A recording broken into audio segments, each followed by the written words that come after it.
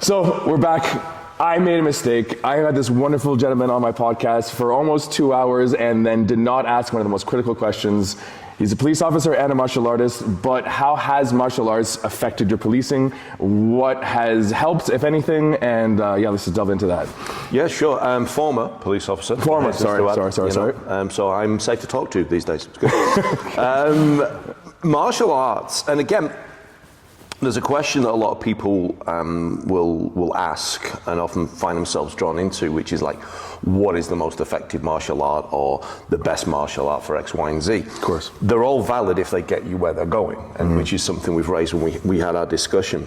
In policing terms, the martial arts themselves offer a series of tools for given situations. The context is what defines the utility of that tool. So if you say do a martial art, and I'll take an impact-based martial art like Muay Thai or boxing. True. There's utility from within those that you can cross over, but if that's your only tool in the box, you only have everyone gets punched out. Yeah, exactly. The only tool you've got to hammer every problem is now a nail. Of course. Conversely speaking, if you have more of a hands-on grappling-based system like jiu-jitsu, for example, then your ability to deal with individuals hands-on is good. Your mass attack situations is limited. Yeah. And the thing with policing is, and what makes it unique is, you have very defined parameters in your engagement protocols.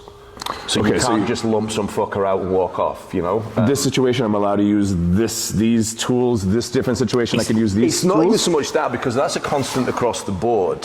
Theoretically, you could do anything to anyone at any time, provided you can justify why you did it. So you could reverse a steamroller over a nun. You've got to have a good reason for doing it, but I mean, I suppose, you know, really, there could be some situation the gun had she had a gun on a baby or something. She was going to shoot someone, and I was in a steamroller, and I just happened to be there. Okay, there you go, have a bit of that, sister. So we're in situations where as long as you do what is reasonable and necessary in the circumstances to achieve the stated goal you're looking to do. Okay. Now, of course, there are variations around the world with regards to, you know, there's castle doctrine, stand your ground laws. Some are weaponry, some don't, which again, it's up to individuals to familiarize themselves with jurisdiction.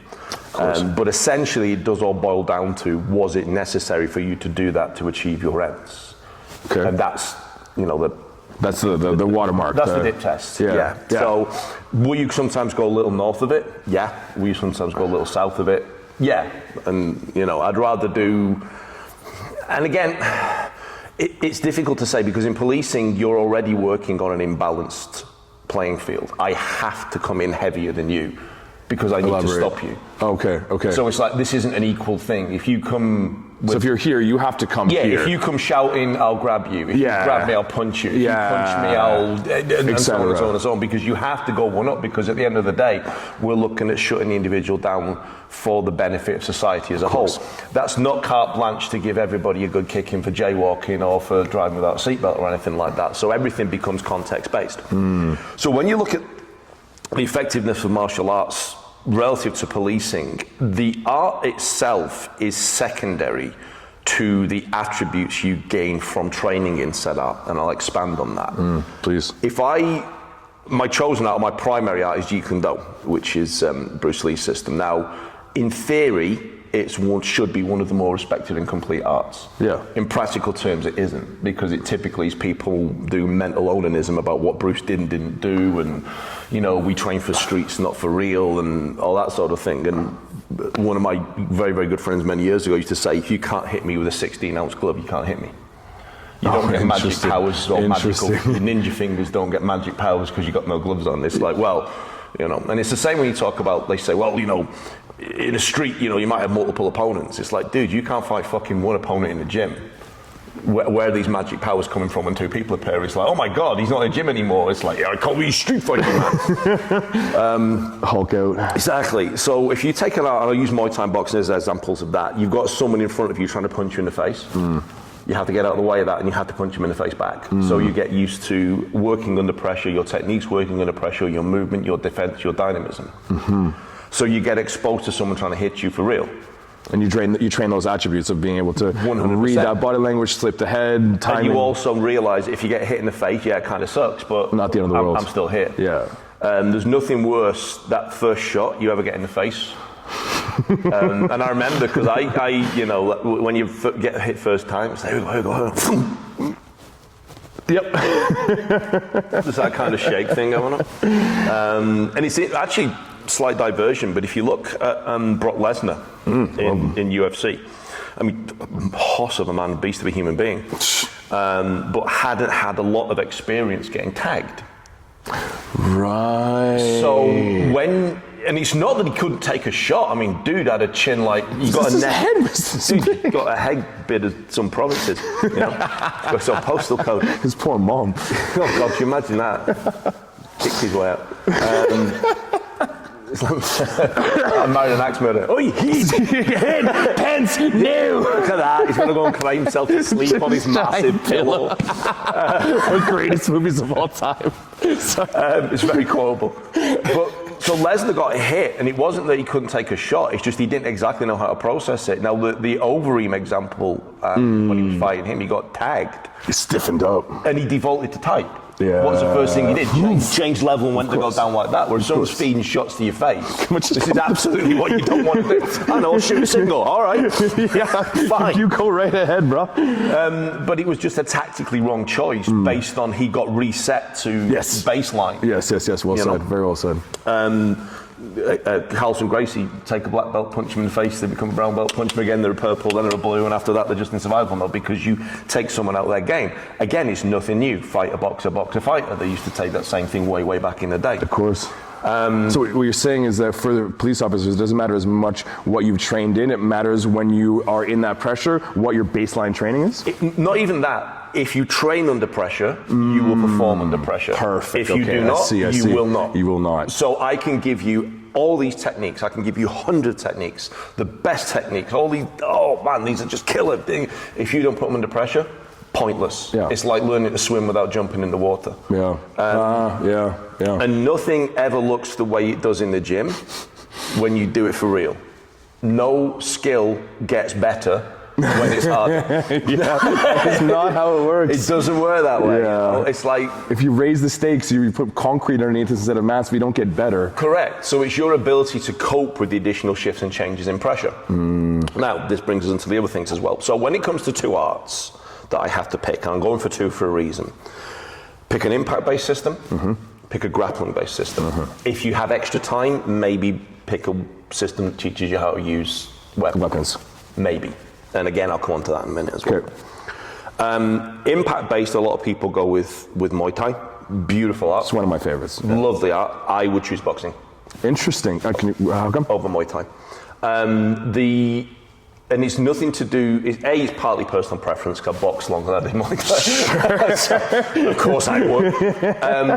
No art in the world has hands like boxing. I fully agree. It could not, no one punches better than a Western boxer. Period. And if you look at the distance and the range you find yourself in, it suits boxing better than it suits other disciplines, because we'll maybe explore a bit of that when it comes to ranges and lineups and setups and things like that as well. Because is that what you're saying? It is one of the longest ranges, right? With Thai, you often have to get a little closer, and this allows you to maintain range. It's not even so much that, it's how you deliver the impact from close in. The other reason I like boxing is its ability to be the key that opens up other arts. Oh, okay.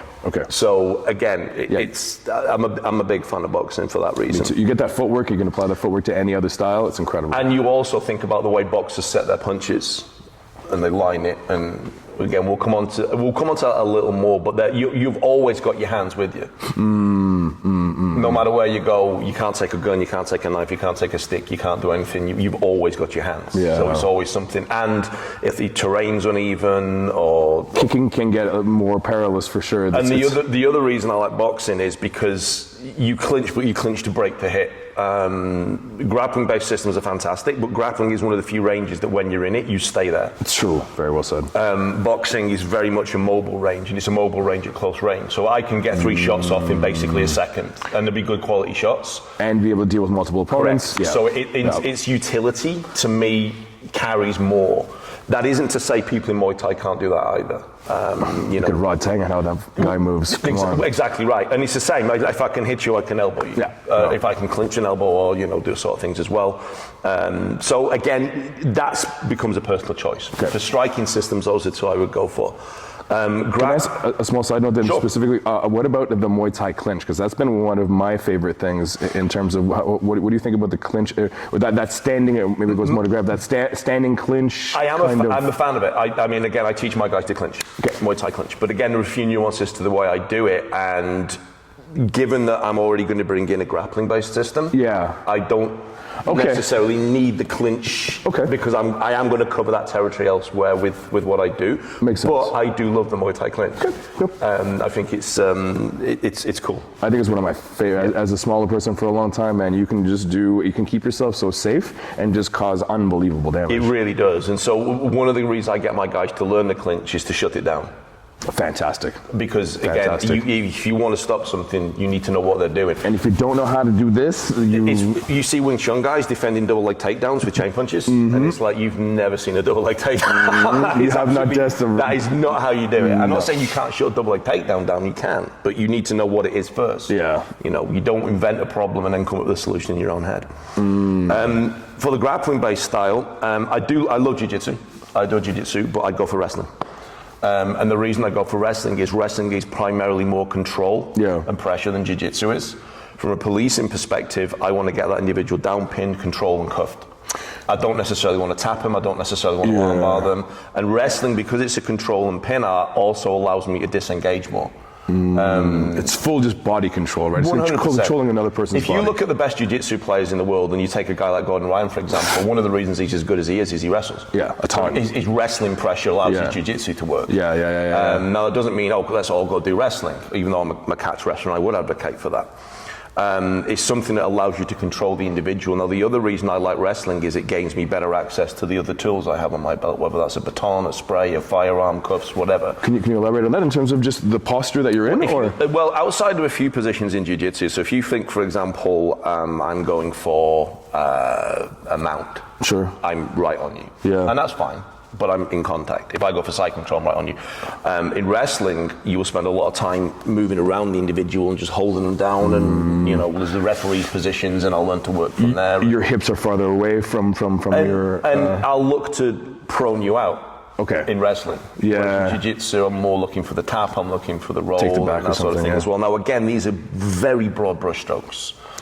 Can I ask, the difference between, are you making a distinction between wrestling and catch wrestling in here? For right now, yes. Okay.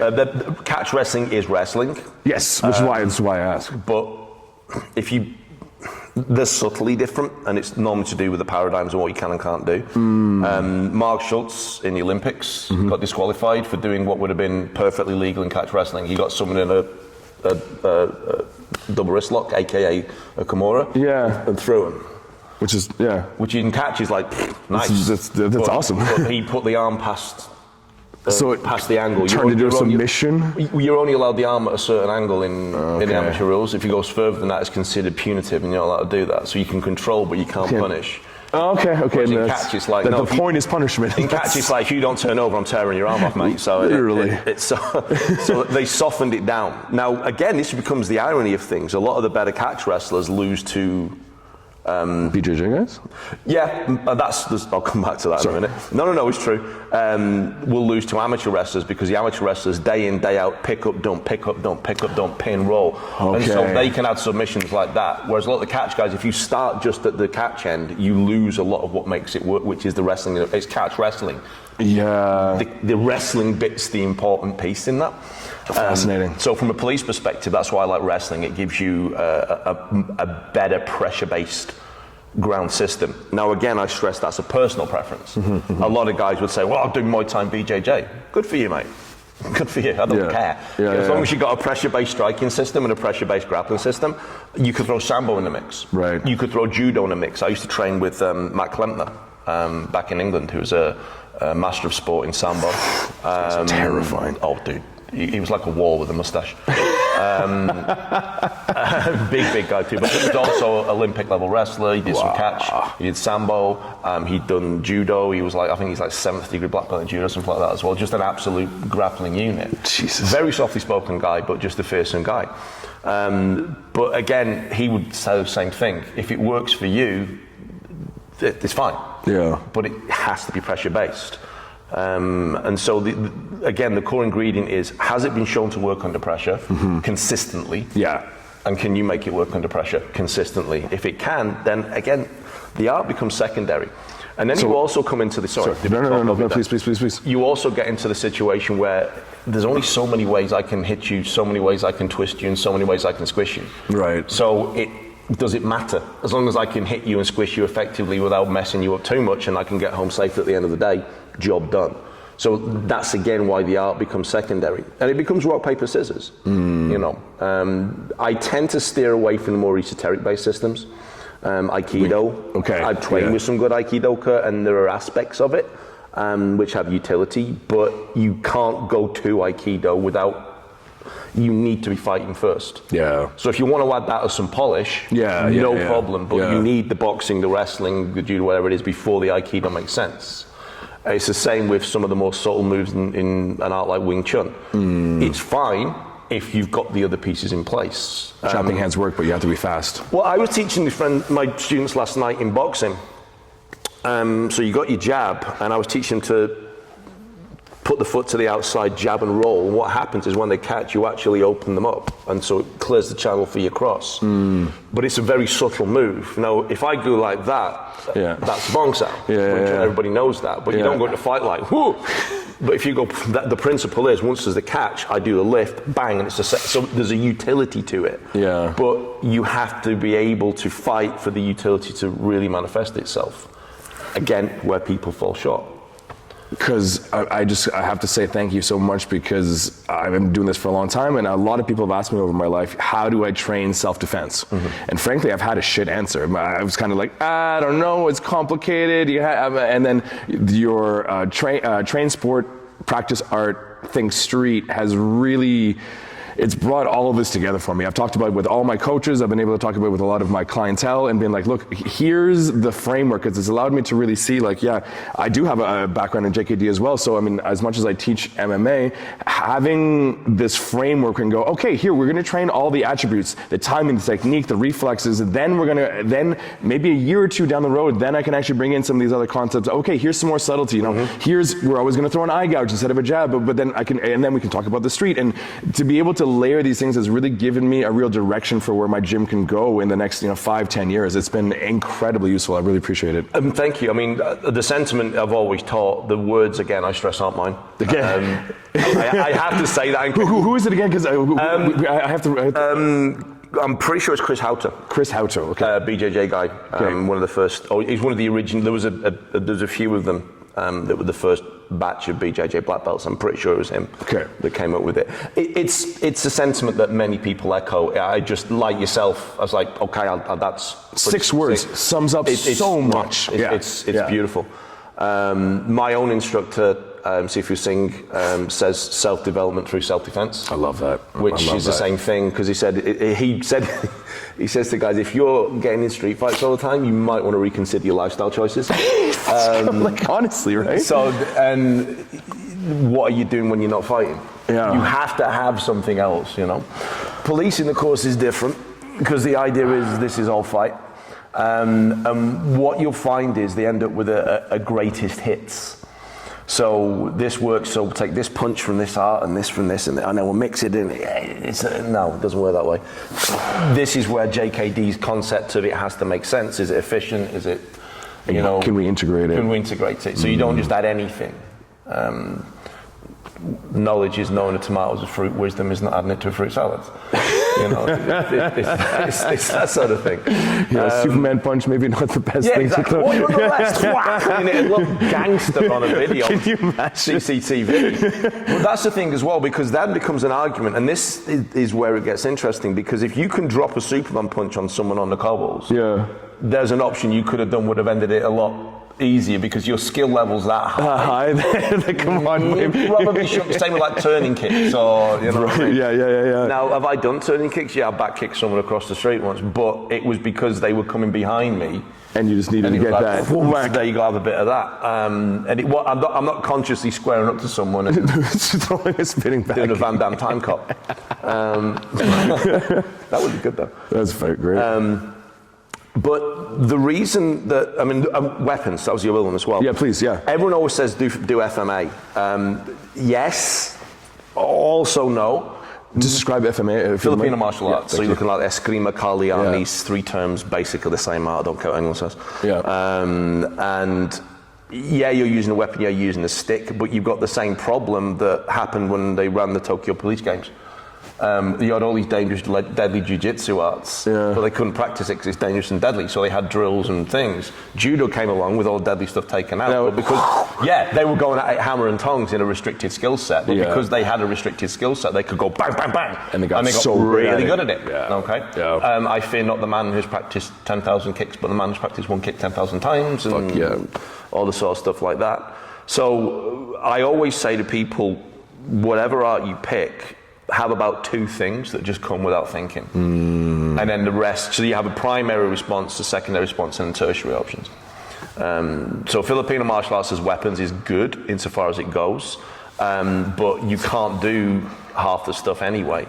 The asp baton, everyone, yes, they're overrated. Yeah. Do you know why asps are carried? Because they work, I would assume. Partly. Asps deliver fluid shock to muscles. Yeah. So it's like, and you get a dead leg, muscle and all that sort of thing too, which is fine. Yeah. I hit you with a stick, you don't get fluid shock, you get the impact, and the chances are it's going to break your leg and bust it up more. So a solid stick hits harder than an expanding baton. Oh, wow. They got rid of them as much for safety reasons and injuries. Now, it's not that the asps don't work. I mean, you twat someone with a piece of metal, it's going to bloody hurt. Yeah. But there are prohibitions, no head shots, no spine shots, no groin shots. They do not like it when you hit joints either, or they recognise in the heat of the moment. So you're looking at the big areas, the forearm, the upper arm, the thighs, maybe the back of the calf if you feel like a bit of a dickhead. But you're not hitting Filipino, the first 5 strikes you learn, like, head. Okay, well, that's half my fucking art gone. I see what you're saying. You can apply it down, but, again, being able to train that practically, to be able to, pressure test that in the gym, to be able to use that actually in the street. It's how you use that art to emphasize the skills that they teach you in the academy of how you use a baton. So the transitioning, cutting your arc off, moving position, where you're at, and even as defense and structure. Yeah, that sort of thing too as well. But baton use, I used it way more smashing car windows than a person. than I did on a person. Midnight and Goodnight were always a better, response than it was to actually go in there with a baton. But again, it gets you close to weapons. It gets you used to dealing with weapons. It gains you exposure to that sort of thing. Yeah. Which, if nothing else, helps you recognize again the potential of a weapon, the range of a weapon, the arc of what a it can weapon. really do. So it's not the art you take, it's what the art introduces and teaches you. So FMA is a tertiary, secondary sort of option, but if you've got the time, fantastic. Boxing and wrestling would be my go-tos. If it's like you have to pick one, wrestling. 100%, right? Because policing is designed to be a restraint, control, and containment art, Complete not nonsense. a pick your teeth up off the floor art. Yeah. And again, is it always that way? No. And most police officers themselves, and certainly most police departments, do not invest time in their officers. Which is insane, and we'll talk about that. And that's the biggest tragedy, because again, even if I pick a pressure-based art, if I don't put it under pressure, I might as well have done Tai Chi. And then if you don't have the time, if it's not being supported, if they don't Correct. have the opportunity, then how are you supposed to train? Think of any physical skill. If I train running, sprinting, and I don't sprint, that's why I'm good at fighting. If I train in running... Don't have the option. Exactly, no, I ain't getting away from shit. But if I sprint for 3 months, Okay, every day I'm sprinting. I'll be an absolute sprinting machine. So, I'm maximizing my time. Yeah. If I then don't do anything for 12 months, Are you still a sprinter? no. Yeah, thank you. Once I sprinted. Yeah. So they go to the academy, they do whatever passes for the physical training there, which again isn't always good, but at least they do it relatively consistently. Yeah. And then they touch it once a year after that. And if they remember to do what they covered. Now, if I have 10 techniques, and then I don't train any of those techniques for a year, and then it's a 2-hour refresher, I've done nothing. I've read a book. Yeah. I've read a book on a subject. If you're at a certain level, you can remember it quicker. Yeah. And if you're topping it up with your own training, obviously the synapses are going to fire a little bit better and the channels are still working for you. The muscle memory will be there. But no physical endeavor improves by doing less with it. And after 6 months, it's like you've never done it. You have a memory of doing it, which means you'll remember how to do it again. But you're still back at skill level 0. And then you're putting him in extremely high pressure situations, and you're expecting this to come back up, and it makes no sense. Correct. 2 more questions. One, how different is it to have a partner as well? I think this is something that people don't realize, is that you're not only having to deal with the situation, but you're also having to, you have a partner you have to look after as well. Does that change much? Yes, and I learned early on from experience that you have to have discussions with your partners prior to engagement.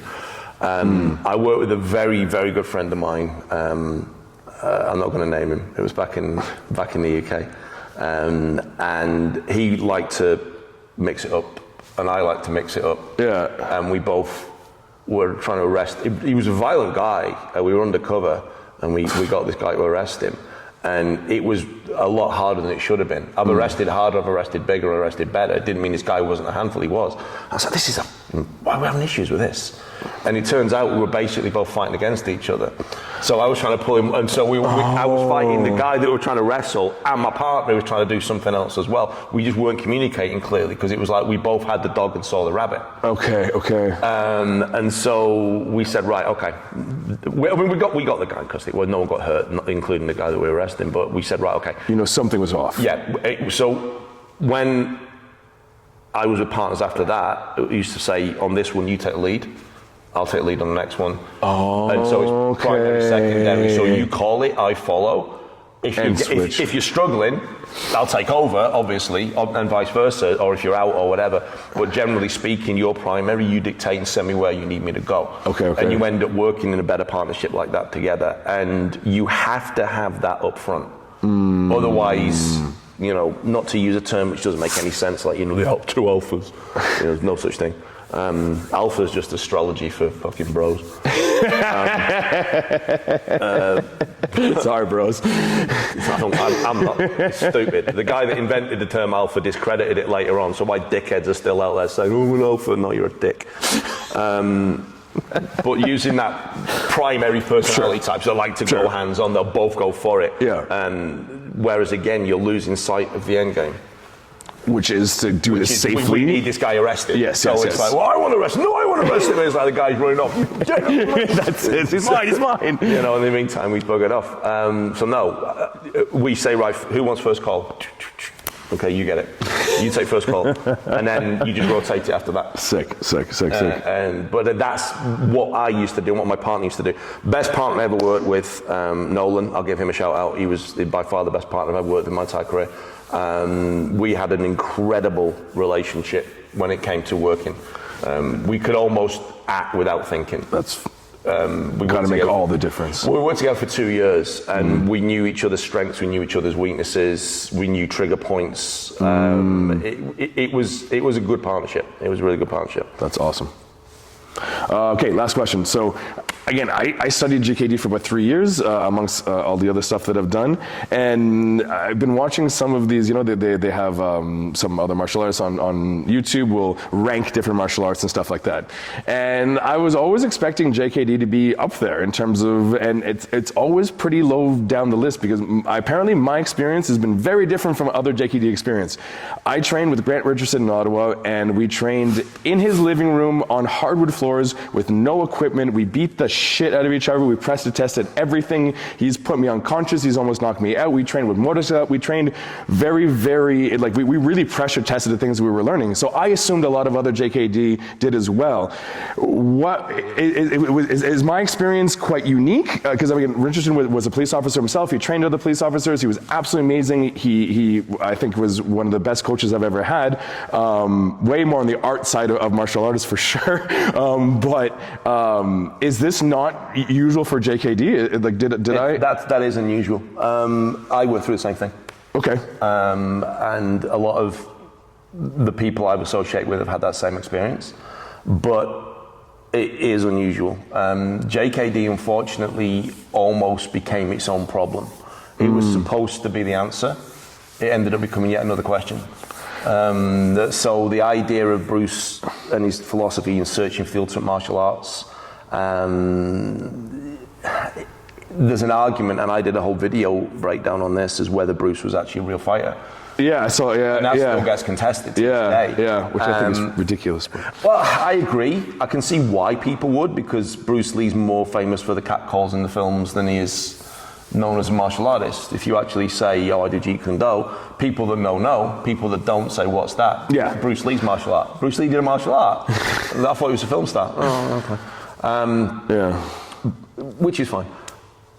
You look at the guys he trained, guys like, Jesse Glover, Larry Hartzell, Ed Hart, Inosanto. These guys are all great in their own right. Oh, Richard Bastillo, another one. I didn't know that name. Yeah. Richard Bastillo he was Dan Inosanto's partner when they opened up the academy together. Formidable boxer. May or may not have associated with people with two-wheeled vehicles. We have no idea. I don't know what I'm talking about. So I had a background there. Larry Hartzell, of course, Vietnam veteran, done law enforcement, tough man competitor, absolute badass of a guy. And so these guys like to fight, like to train hard, and they saw value in what Bruce was teaching. Now, whether Bruce was a fighter or not is largely secondary to the fact he was a good teacher. Angelo Dundee was never going to go and win any world championships, but he was able to coach and bring up Muhammad Ali along. So again, you have to sometimes separate the ability to teach and impart information from the ability to actually do it. It's useful if they can do both, because at least you can speak from experience, but as long as you can guide someone to it, fair play. The Diaz brothers and Cesar Gracie is an example of that. He got the shit kicked out of him in very short order. Yeah. The Diaz brothers got revenge for their teacher, which on the surface is like, well, that's weird. If you, okay, a little bizarre. but he taught them other stuff, and so he was able to help them with certain things. It doesn't necessarily make them a better fighter. Yeah. If I was to teach, I don't know, Tyson Fury, I could teach him grappling. I could teach him weapons. I could teach him all this good stuff. If we had a fight, he'd still go. My head would be somewhere in the far corner over there. So again, it doesn't. Just because I can't beat the guy doesn't mean that you can't offer. Yes. With Bruce, it doesn't matter if he was a legitimate fighter or not. Do his ideas hold water? Well, even I'm sorry, man, anyone who knows martial arts and watches him move, I just don't know how you can argue. You can't move that way and not know what you're doing. We live in an age where people argue that the earth is flat. So that's fucking, and a lot of them. Like that's. Oh, by the way, I am judging you. Yes. Oh, yes, all of you. Get on a goddamn plane.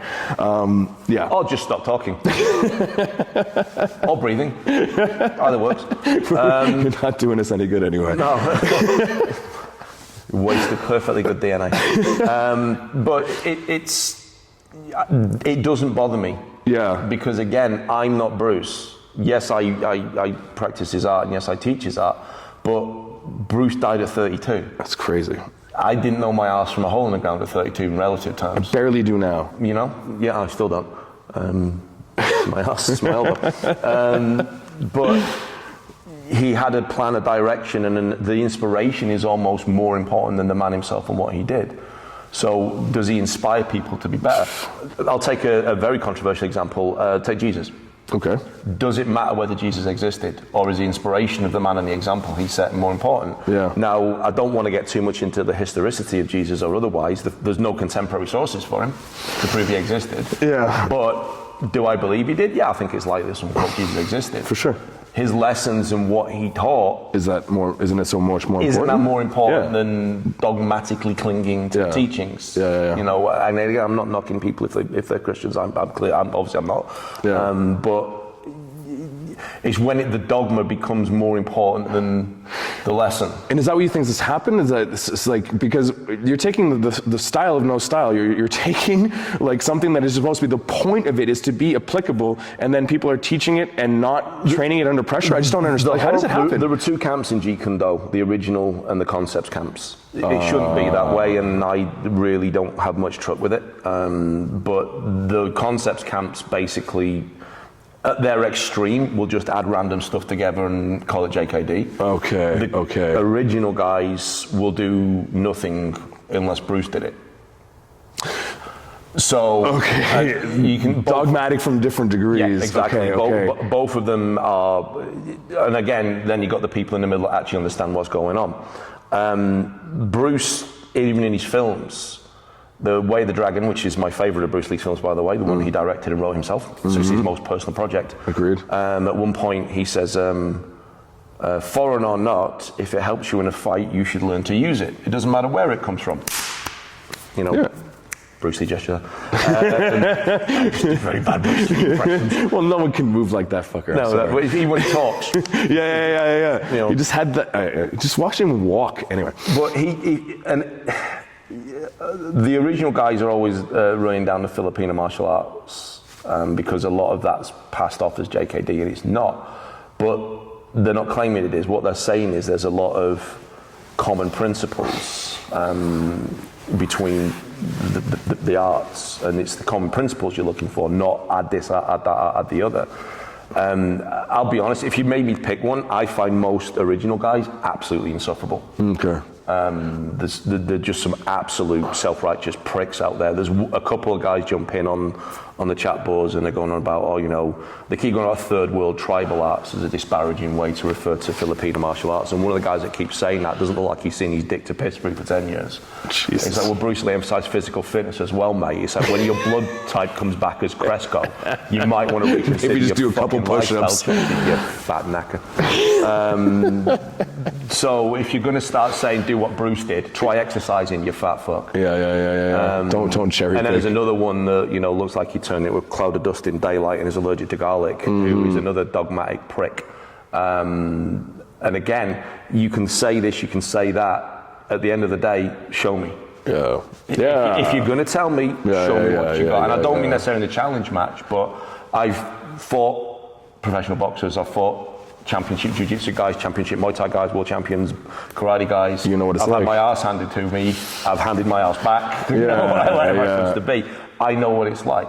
And I was at the sharp end of the wedge for quite a long time. I've arrested multiple opponents. I've been in gunfights. I've been in knife fights. I've been in stick fights. I've been in mass fights. I've been in riots. So don't tell me what I'm doing doesn't work. Yeah. You can say Bruce didn't do it. I don't give a shit whether Bruce did it or not. I'm not fucking Bruce, nor are you. I'm not trying to copy Bruce as Bruce. I'm trying to see where Bruce's thought processes were. I might end up with a different conclusion. He might like,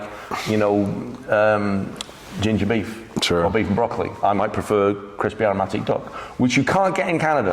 Never heard of that. Travesty. Chinese restaurants in Canada, sort that out. So again, we can have differences of opinion whilst understanding where the other person comes from. Ali, Foreman and Frazier. Not one of those box the same. Not even remotely And close. if you were to ask each one of them how to throw a jab, how to throw a cross, how to throw a knock, you get 3 different answers, albeit within the framework of boxing. Nadal, Djokovic, Federer. Come on. Same thing as well. Completely different personalities, playing styles. Also 3 of the best tennis players to ever pick up a racket. Steve Davis, Alex Hurricane Higgins, Jimmy White, Snoop. We can keep going. Pick a sport, and there are people at the top of those sports that will have a claim to being the greatest of all time in it. Yeah. So you don't even find people agreeing within history as to what it means. You don't find people, even finances, you could go to people that analyse the markets. Some will say buy this stock, some say dump that stock. Yeah. Looking at the same information. Literally the same information. So the conclusions you draw from it, again, it comes down to, can you justify why you did it? And this actually brings us around full circle to when it comes to operating principles within martial arts and policing. Please. If I'm used to performing under pressure, I recognize the point where a particular skill should be deployed. Okay. If that skill turns out to be wrong, at least you can see the working out that led me to that A to conclusion. B to C to D. So I can do something wrong, but not be in the shit, because at least you understand my thought process. You have a methodology. I've arrested people that didn't do anything before. Okay. Because on the information I had, they were the ones that did it. Yeah. Does that make sense? Yeah, of course. So as long as you understand why I did an act, provided I'm not arrested and going like, oh, sorry, sir. As long as you know, that's why you have to, again, gauge it. And the other thing police need to learn to use more is this. And these. Right. De-escalation. Listen and talk. But do you think that, because I believe that martial arts helps with it as well, the more calm I am, the less, the more tools I feel like I can use, the more I can try to use my mouth, because I don't feel like I have to rely on my gun or on these other... If you know you've got something to go to, right. You don't worry about going there. Right, right. Like, okay, this is my line. When we hit here, I'm kicking your teeth in. Yeah. But all before this, let's chat. Yeah. And if I don't know where that line is, it could come at any point. And the more martial arts, I'm assuming that the larger that, the more space you have before that line as well. Yes, and no. Okay. The more experience you have, yes. The more martial arts, not necessarily, because it becomes sand in the hourglass. There's only so many grains can get through at any one time, no matter how many you've got here. Okay. If you've got like 10 grains, your ability to recall that comes quicker. If you've got thousands of things, you don't know which grain's going to come through, and you might need this grain, but these are trying to come through, and you get log jams. It's like you were talking the fox versus the fox and the cat. Fox and the cat. Fox and the cat. Yeah. The cat goes straight to the tree while fox is working. That gets savage. Yeah, it is. It becomes paralysis by analysis. Oh, that's fascinating. Which is why I always say have about 2 or 3 things you do almost instinctively. One I always recommend is a decent straight. Yeah. Decent rear hand, not even a jab. A jab is my favourite punch of all time, but a decent straight is the best punch you can have in your arsenal. And we'll cover off why I think that's important later on. Perfect. Because if you can give someone a good pop, it lets everything else work. I think we mentioned this in the podcast, that when the UK adopted Taijutsu as an arrest art, they couldn't make it work. And when they went to Japan, the Japanese said, okay, show me what you're doing. And they were trying to put these, and the Japanese guy went, whack! Down you go.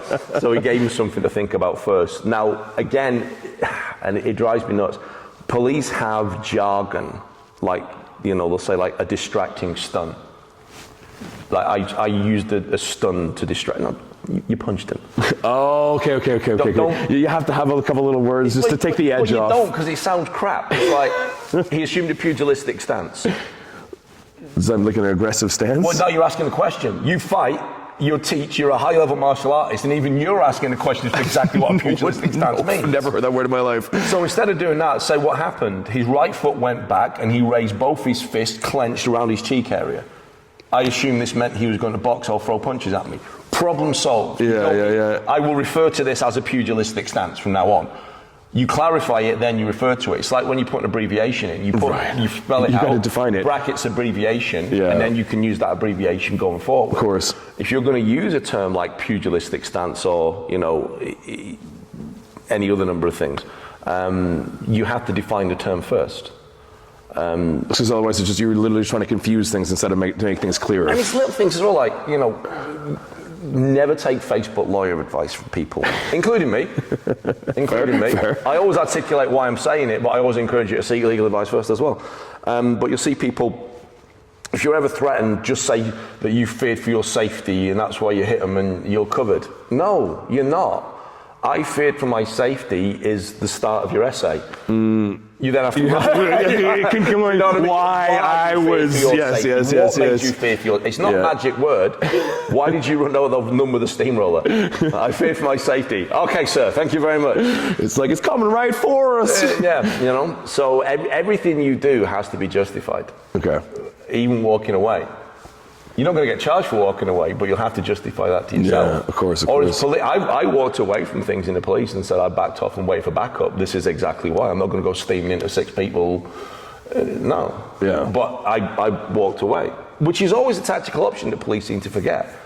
You don't have to go in with both boots. Right. That must be really difficult in the moment, though. That's the thing. But you have to catch yourself. And that's, again, your preparation isn't just physical. It isn't just legal. It's mental. Yeah. What are you doing to make space? And doesn't martial arts really help with that mental side of Very things? much so, because again, it's adrenal dump, and all the stresses get blown out when you're doing it. And again, you know where your line is. But even martial arts itself, like how many people can stand still for 15 minutes? I can't. My ADHD will not allow that. Dude, I'm like a shotgun, like pellets all over the place in my brain. No way. So for me, the challenge for me has never been the fight. The challenge for me is when I'm not fighting, because I'm like a puppy. I need to chew furniture. So my teacher makes me calm the hell down. Most people's problem is they want to know what to do in a real fight. I really know what to do in a real fight. I'm good with that. You just need my problem is not when I'm in a real fight. It's like, what do I do? I'm really twitchy. And it doesn't mean I'm looking for a fight. It just means I have a hard time being quiet. As you may have told from the fact I don't think I've actually taken a breath to talk yet. He's got skills. So standing still and breathing, you learn to quiet that voice. Yeah. You learn to calm your mind. You learn to just feel where the tension in your body is, and you learn to let it go. Now, if someone, hey motherfucker, let's have a fight. No, but I'm relaxed enough, and I'm got calmness now that my responses will allow me to make a choice. And ultimately it comes down to, did you choose what you did? Act versus react. 100%. Action always beats reaction anyway. If I do something and you react to what I'm doing, I'm already one step ahead of you. Like literally. But if I'm choosing a course of action based on the totality of circumstances, and I can do a very, very quick assessment in, okay, this guy needs hitting. Yeah. This guy needs talking to, this person's upset, whatever it happens to be. And we do it ourselves anyway. Everyone, if you show a picture of someone dressed a certain way, everyone gets a mind, and I don't care who you are, everyone gets an idea of that guy just from looking at the picture. Yeah. Even just a face sometimes. We're so good at reading faces. You're like, okay, good. We need to trust our instincts a little more than we do. It doesn't mean we act on them. It just means that, okay, this is my initial snapshot. Yeah. And you end up being what's called the prejudice non-discriminator. So you have non-prejudice non-discrimination, prejudice discrimination, non-prejudice discrimination, and prejudice non-discrimination. Okay. Make sense? Yes. So if I don't like purple people and I discriminate against purple people, I'm a prejudice discriminator. Yeah. If I am not prejudiced, but children under this size can't ride this ride. Yeah. It's prejudiced against, it's not prejudice, but it is discrimination. Because you'll fly out the seat. That's right. So there's a reason for it. There's a good discrimination. Exactly. Yes. So that's the discrimination idea. is a good word sometimes. Yeah, so that's a non-prejudice discriminator. A prejudice non-discriminator, non-prejudice non-discriminator is everything's equal. Just fucking let that kid go on the ride. That'd be There's consequences. That's something like everyone can come to this open air concert that we're holding for free in the park. Yeah. Get out non-prejudice, non-discrimination, just come listen to it. And then prejudice and non-discriminator means I have my biases, I have my beliefs, but I am not going to discriminate you on the basis of those. However, it will colour my attitude and potentially tactics I will use, but it's not the prejudice that's guiding that, even though that can put a flag on my wall. Sure. The people that aren't, and everyone's got prejudices, everyone's got biases. Anyone being human. Anyone says they don't is lying. Yes. It's how we justify those. I'm generally very negatively disposed towards people that are naked, covered in dog shit with a machete in their hand. I own it. But there's a racist. Yeah, exactly. How fucking dare you? But it's an extreme example, but most things will cause us triggers in certain ways. There'll be same thing, but just more subtle. Now, obviously, all we now have are degrees of separation from it. Yeah. There's a wonderful old joke about a kid that goes on and says, what's the difference between theory and practice? He says, okay, son, go and ask your mum if you sleep with the next door neighbour for $1 million. She says, what? Kid goes off. He comes back and says, she says, yes. He says, okay, now go and ask your sister if you sleep with the next door neighbour for $1 million. So he goes, and she says, yes. He goes, right, okay. In theory, we're sat on $2 million. In reality, live with a couple of whores.